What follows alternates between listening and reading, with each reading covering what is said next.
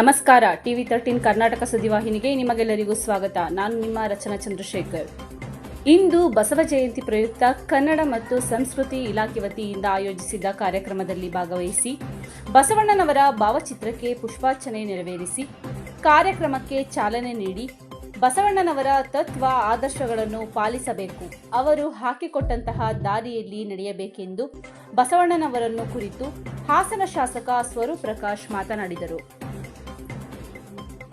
ಅಜ್ಜಂಪುರ ಠಾಣೆಯಲ್ಲಿ ಬಸವ ಜಯಂತಿ ಆಚರಣೆ. ಅಜ್ಜಂಪುರ ಪೊಲೀಸ್ ಠಾಣೆಯಲ್ಲಿ ಕಾಯಕವೇ ಕೈಲಾಸ, ಸಮಾನತೆಯನ್ನು ಸಾರಿದಂತಹ ಬಸವ ಜಯಂತಿಯನ್ನು ಆಚರಣೆ ಮಾಡಲಾಯಿತು.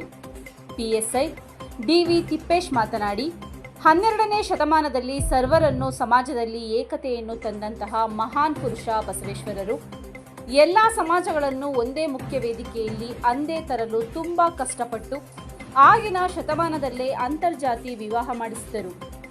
ಜಾತಿ ಧರ್ಮಗಳನ್ನು ಮೆಟ್ಟಿ ನಾವೆಲ್ಲ ಒಂದೇ ಎಂದು ಸಾರಿದ ಮಹಾನ್ ಪುರುಷ ಬಸವೇಶ್ವರರು, ಅವರ ಹಾದಿಯಲ್ಲಿ ಎಲ್ಲರೂ ನಡೆಯೋಣ ಎಂದರು.